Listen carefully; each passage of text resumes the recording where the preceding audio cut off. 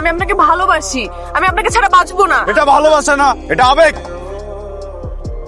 তোকে 2 লাখ টাকার চাকরি দিছিলাম, আমি বিশ্বাস করছিলাম তোকে। প্লিজ ফয়সালকে কিচ্ছু করো না বাবা। যে সিদ্ধান্ত দিয়েছি সেটাই হবে, একদম চুপ। আমি পারবো না।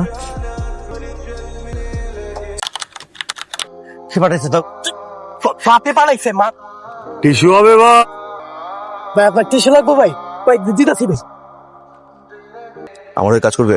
প্রফিট 2 লাখ। সামনে আমি এমপি পদে ইলেকশন করছি, নিরাপত্তার জন্য আমার মেয়ের বডিগার্ড হয়ে যাও।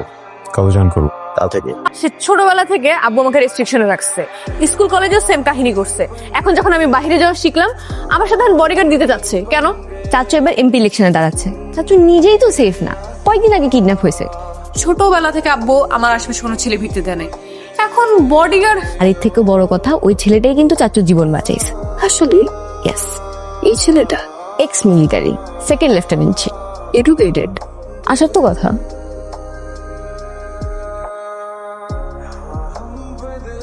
আপনার বডিগার্ড আমি পায়েল, ওর কাজিন, এ বাসাতেই থাকি।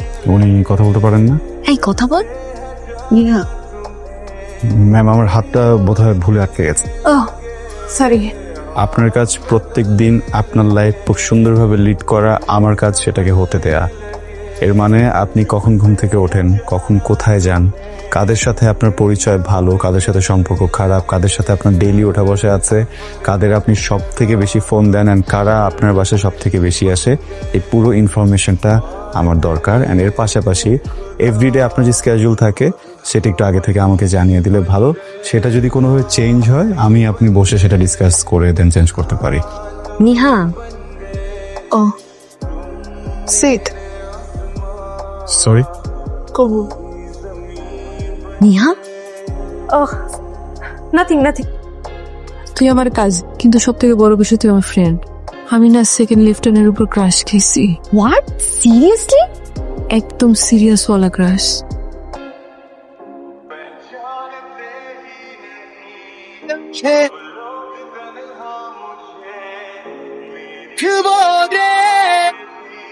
এটা কি হলো? বুঝলাই তো কি হলো। আপনি ওকে তুমি করে বলছেন কেন? আমার ইচ্ছা। বাচ্চা মেয়ে, নাকে চাপ দিলে সেরেলাক বের হবে।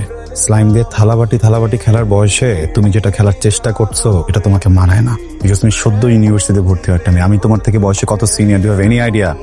জানি তো, আমি ম্যাথ পারি তো, সমস্যা নেই। এসব করার কারণ? আমি ডে ওয়ানে আপনার উপর ক্রাশ খাই। আমি আপনাদের এমপ্লয়ি। আপনার বাবা একটা হ্যান্ডসাম অ্যামাউন্ট পে করে আমাকে রেখেছে যেন আমি আপনার সেফটি এনশিওর করতে পারি। আমি যদি এসব করি তাহলে আপনার বাবার বিশ্বাস কোথায় থাকবে, আমার মোরালিটি কোথায় থাকবে? আমি আজকে রিজাইন দিব, পর আর কোনোদিন আপনাদের বাড়িতে যাব না। আর একটা কথা, আমার 100 কিলোমিটার ভিতরে যদি আমি আপনাকে দেখি, আল নক ইউ ডাউন। আমি আপনাকে ভালোবাসি, আমি আপনাকে ছাড়া বাঁচবো না। এটা ভালোবাসা না, এটা আবেগ। স্টুপিড। চাচু, কি রে, ফয়সাল কল ধরতেছে না? না এরকম তো করার কথা না। চাচু ফয়সাল আর আসবে না। মানে আমি আপনাকে কিভাবে বলবো আমি জানি না, বুঝতেছি না। ফয়সাল নেহাকে প্রপোজ করছে, ওর হাত ধরার চেষ্টা করছে, ওকে বাজেভাবে টাচ করছে। আর এরপর নেহা না করে দেয়, তারপর বলছে ফয়সাল আর আসবে না। তোকে 2 লাখ টাকার চাকরি দিছিলাম আমি। এই দেশে কোনো বডিগার্ড 2 লাখ টাকা বেতন পায় না। তোকে আমার বাড়িতে ঢুকেছিলাম, আমি বিশ্বাস করছিলাম তোকে। আমার মেয়ের সব বের হয়ে যাবে থেকে আমার সবার সামনে থেকে। তোকে শুধু আমি থাপ্পড় দিস, আমার ইচ্ছে করতেছে তোকে আমার মেরে ফেলি। তুই না হয়ে যদি অন্য কেউ হইতো না, সত্যি মেরে ফেলতাম। তাই একটা সুযোগ দিলাম তোকে।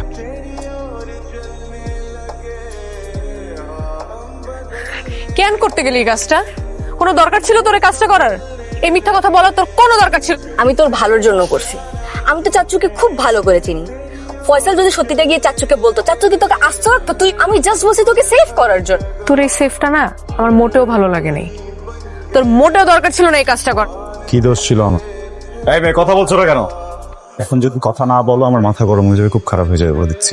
আমার ভুল হয়ে গেছে। আমি ভেবেছিলাম তুমি বাবাকে সব বলে দিবে, এই জন্যই আমি এই কাজটা করি। আমি তোমাকে ভালোবাসি, আমাকে ক্ষমা করে দাও। কি বলেছিল তুমি বাবাকে? তাকাও, আমি তোমাকে কিস করেছি তাই না?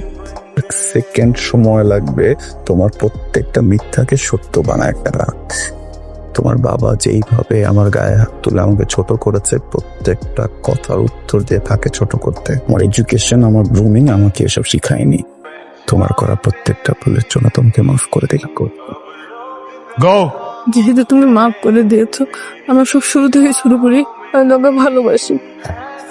তোমাদেরকে আসলে শিক্ষা দেওয়া উচিত, ভালোবাসা না। যে ভালোবাসতে হলে কিছু কোয়ালিটিস দরকার হয় যেগুলো তোমার ভিতরে নেই, যেগুলো তোমার ভিতরে কোনোদিন আসবে না।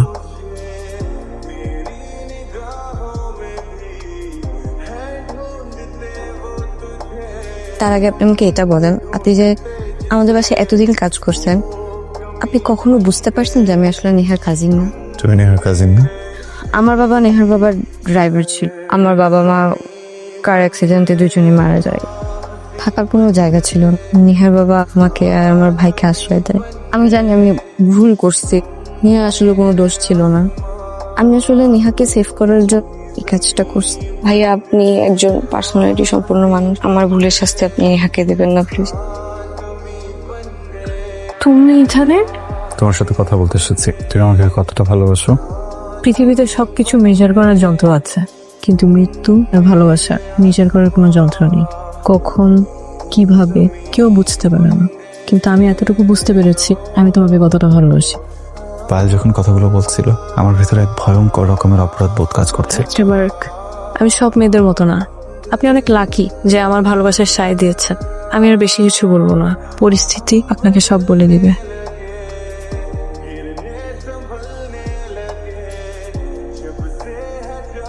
আমার ভুল হয়ে গেছে। আর কিসের চাচ্চু? চাচ্চু ডাকতে দিছি বলে কি সত্যি সত্যি চাচ্চু ভাই বানিস আমার? আপনি আমাকে যা বলবেন আমি তাই করব। এদেরকে চেনো?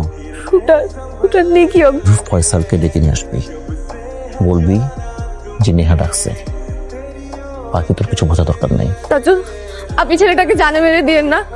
ওকে আমি অনেক বোঝাবো, চলে যাবে। প্লিজ ওকে জানে মেরে দিয়েন না। ও আমার জানে হাত দিছে, জানে আমার মেয়ে, আমার জান। চাচু, আমাকে মাফ করে দেন, আমি এই কাজ করতে পারবো না। করতে না পারলে ওই পরিণতির জন্য রেডি থাক। এই পরিণতি তোর সাথে হবে। ওর যে পা বাবা, তুমি প্লিজ ফয়সালকে কিচ্ছু করো না বাবা। যে সিদ্ধান্ত দিতে সেটি হবে, একদম চুপ, কোনো কথা নাই। আমি সরি, আমার নিজেকে বাঁচানোর, ফ্যামিলিকে বাঁচানোর জন্য এটা আমাকে করতেই হবে। কি পায়েল, থ্যাংক ইউ। এখন তুই তোর আসল কাজটা কর। তুই আমার ফয়সালকে কোনো ক্ষতি করিস না। আমি চাচুকে খুব ভালো করে চিনি। আমি যদি চাচুর কথা রাজি না হতাম তাহলে অন্য কাউকে দিয়ে ফয়সালের ক্ষতি করে। তুই আমার ফয়সালের সাথে দেখা কর।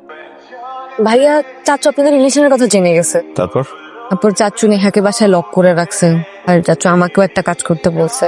আমি যাতে আপনাকে একটা জায়গায় ডাকি, এরপর আপনাকে শুট করা হবে। আমি তো এই কাজটা করতে পারবো না। নেহা আমার আপন বোনের মতো, তাই আমি আপনাদের বাঁচানোর শেষ স্কেপ পয়েন্টটা খুঁজছি।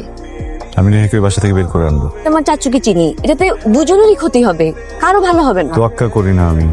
ভালোবাসায় ব্লাইন্ড হয়ে দুজন উল্টাপাল্টা ডিসিশন নিচ্ছেন। আপনি আমার কথাটা শোনেন, ট্রাস্ট মি, আমি আপনাদের উপকার। আজকে রাতে আমি আপনাকে একটা জায়গায় আসতে বলবো, আর আমি নেহাকেও বাসা থেকে নিয়ে আসবো। তারপর আপনারা অনেক দূরে পালিয়ে যাবেন, আপনাদের নিজেদের ভালোবাসাকে পূর্ণতা দিতে।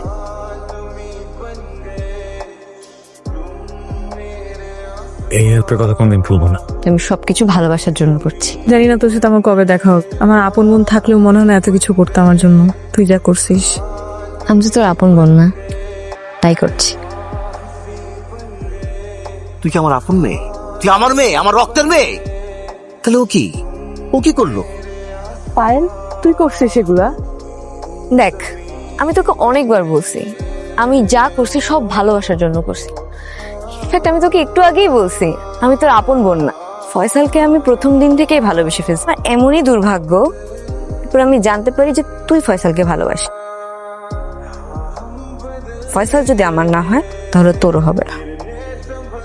চলে আয়, আমার মেয়ের মতো রাস্তা কর। আমি পারবো না।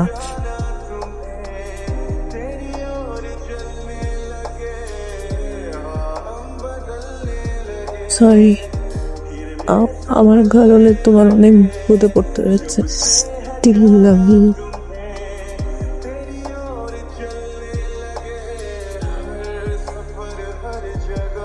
তুই কি ভাবছিস? আমি তোকে গুলি করবো। তোর জীবনের সব থেকে বড় শাস্তি কি জানি? তুই তোর নিজের মেয়ের খুনি। এখন কি করবি? নিজেকে মেরে ফেলবি? তোদের মতো কাপুরুষদের এত সাহসও নাই। সারা জীবন ভুগবি। যখন এই পৃথিবী ছেড়ে গেছে, আমার কোলে এই পৃথিবী ছেড়ে গেছে, আমি তখনও তার হৃদয়ে ছিলাম। সারা জীবন থাকবো। তুই এইভাবে বেঁচে থাক, নিজের মেয়ের খুনি হয়ে বেঁচে থাক।